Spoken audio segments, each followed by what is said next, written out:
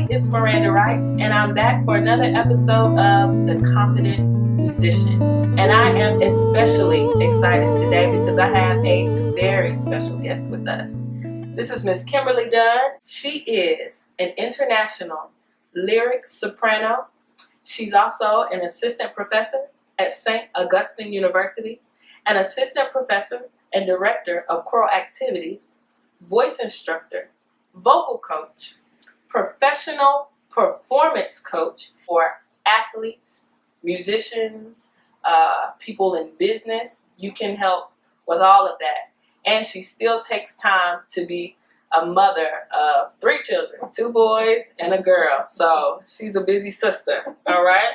So I know you guys are excited to hear why I have Miss Kimberly here. And we're just going to go ahead and get started with some questions that I know you have and I have. And we're going to see what she has to say. When did you learn that you had a knack for music? Well, my family is very musical. Actually, every one of my family sings. I am the youngest of 8. So I have 6 brothers and 1 sister.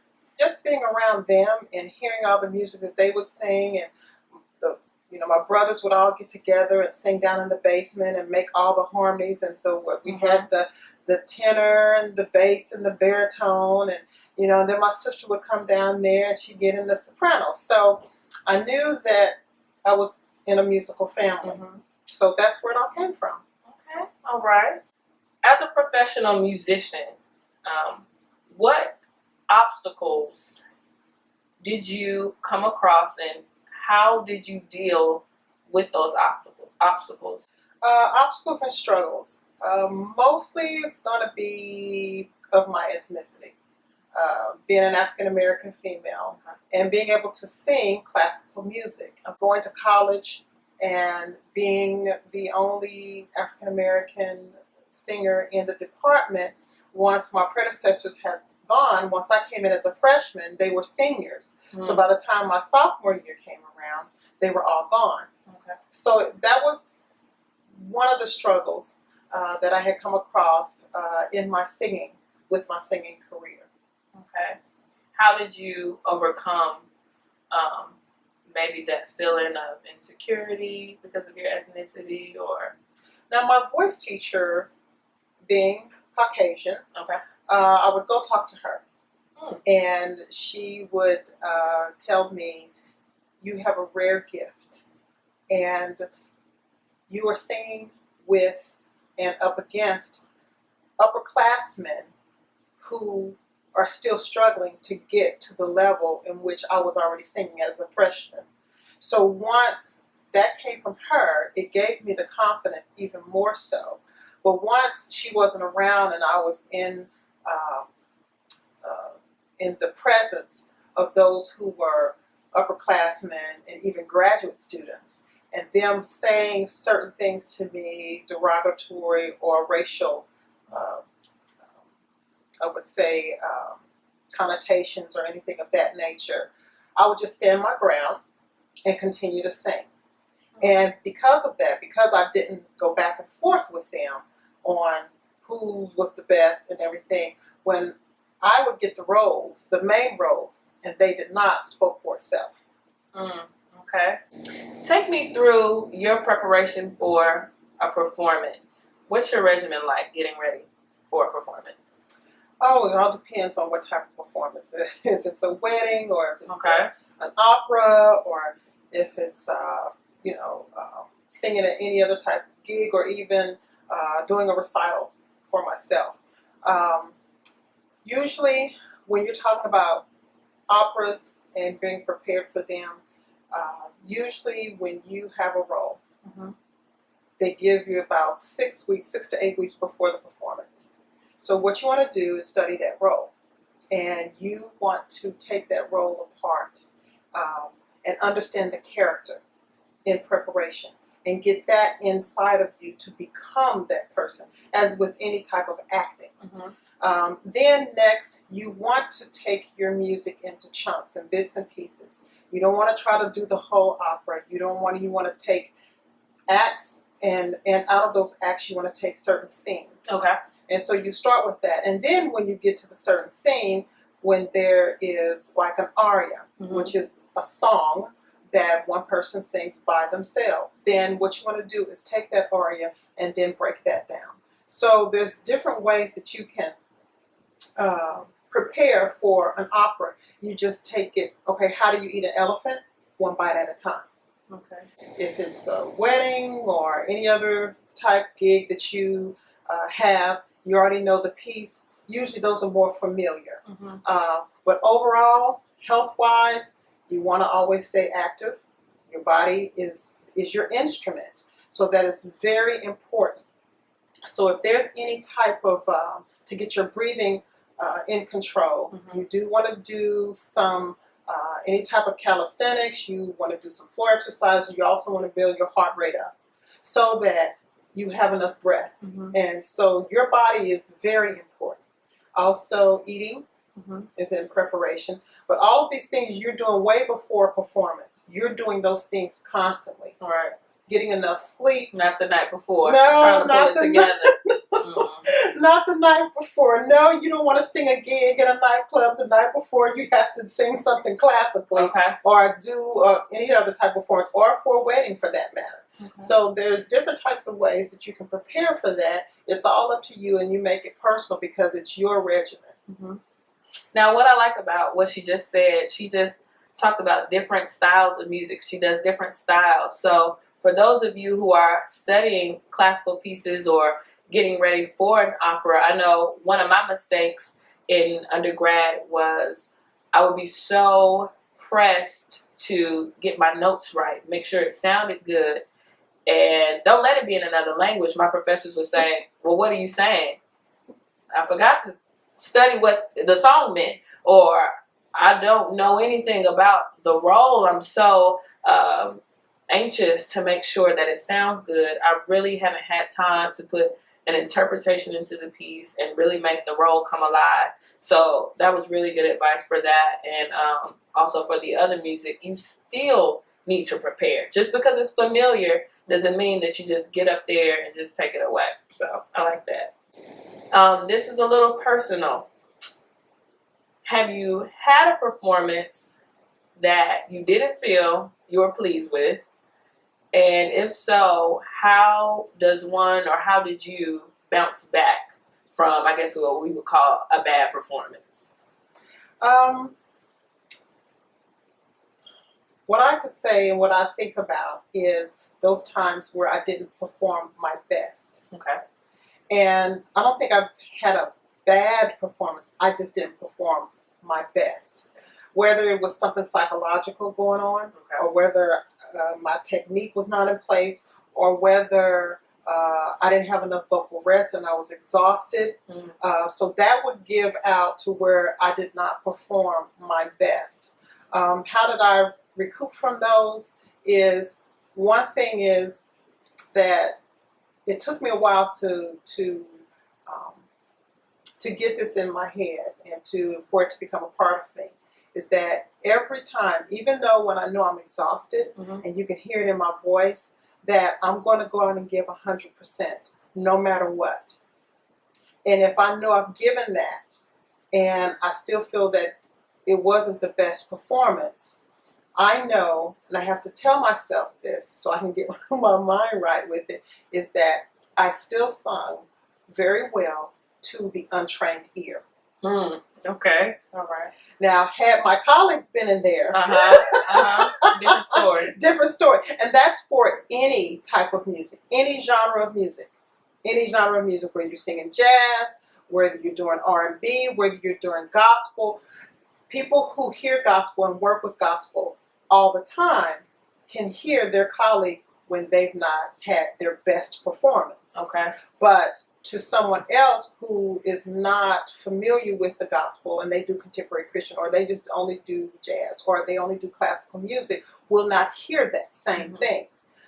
They will hear maybe a few things because they do have a musical ear, but that genre of music is different. So it's usually to recoup from all of that, even with athletes. My son is a golfer, and I have helped him go from shooting a bad hole, as he was saying it would be a bad hole. And if the par is 3 and he shot a 4, he thinks that that's a bad hole. Well, for him it is. He should either shoot par or either less than that. So with that, how can he move from that hole to the next hole and not allow it to happen again? It's all psychological. Okay. So what I tell him to do and what I suggest is that once you finish that hole and that ball goes in the hole, then leave it there. You have probably 30 seconds to 1 minute to get from that hole to the next tee box. And in that walk, whether it's 2 to 3 minutes, that's when you have to psychologically say, okay, that was a bad hole. I'm about to tee off again. I'm starting over. Okay. And so you start over. And you have a whole nother hole. But if you let that linger and you start thinking mechanically in your mind and looking at your technique and second guessing yourself, the next hole could be a par 5, which takes 5 strokes to get into the hole. Then you're going to bring that to the next hole, and it goes from downhill from there. And every golfer knows what I'm talking about when I explain that. So the best thing to do is get over it quickly, okay? Go to the next hole and begin again. As with musicians, you've already performed, it's over with. You got your applause, go home. Or either if it's a gig that you're doing, it's 20-minute sets, you have your 10-minute break, leave that alone, start anew. And then later on that night, you can go through that mentally and say, okay, these are the things I have done well. But right now, you have to perform.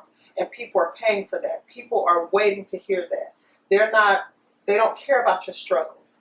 And you know, when in church, how we stand up and we go, and we cough and say, oh, y'all just pray for me. And the thing is, get up and perform. Don't ask for your prayers. You've already talked to God. You should have already talked to God before you stand up and perform. So you stand up there and you perform. Don't ask for forgiveness. Just go ahead and perform and do what you do best. That's what makes you confident. Not asking them to forgive you or asking God to help you and asking for their prayers. Stand up and do what you've been called to do. Whether you're not feeling your best or not, give your best. And don't make excuses for it, and do what you're supposed to do. And then they'll see that you are confident once you do that, even though some people may know you're under the weather. Wow. Now that was the professional performance coach, and that was for free, okay? Everybody just watch it, because that was some good stuff. Get over it, move on. Yes. Seriously, because it is over. It's over. What's still playing is the memory of that bad performance in our head, and it just builds a bigger wall. And the next performance, wow, thank you. That was good. That was for me. If y'all want to listen, that was for me. All right? Do you ever get to a point where, and I guess you sort of answered this last, just by getting over it, to a young musician who struggles with just that confidence, can they find some hope in knowing that one day they really will be confident? Or are you always second guessing yourself, maybe comparing yourself? Do you ever find a place where you say, I like the musician that I am? You do get to that place. Everyone comes to that place at different times. No one is the same. Male, female, tenor, baritone, bass, soprano, coloratura, it doesn't matter. You do come to that place. You have to, at some point, embrace your gift and appreciate what you have. Not trying to be like someone else or do some things that you've heard someone else do. Right. Embrace your gift. And once you embrace your gift, I don't see any other reason why you should lack confidence. So the biggest thing I would say in that is, one thing I try to do is get to the core of a situation or a problem or an occurrence instead of dealing with the symptoms. Okay. So if you're dealing with the symptoms of how do I feel? Mm-hmm. The thing is, you need to get to the core of why you feel that way. Okay. And so, to where that you are okay with who you are, what God has created you for, the gift that you have. Mm-hmm. Every performer, whether it be athletes, business, musician, it doesn't matter. Every performer should be confident in who they are and also confident in their abilities. Okay. Now, the presentation may not go off, but we already talked about having a not so good performance, or either, as my son, not getting to that hole. You're going to have those times.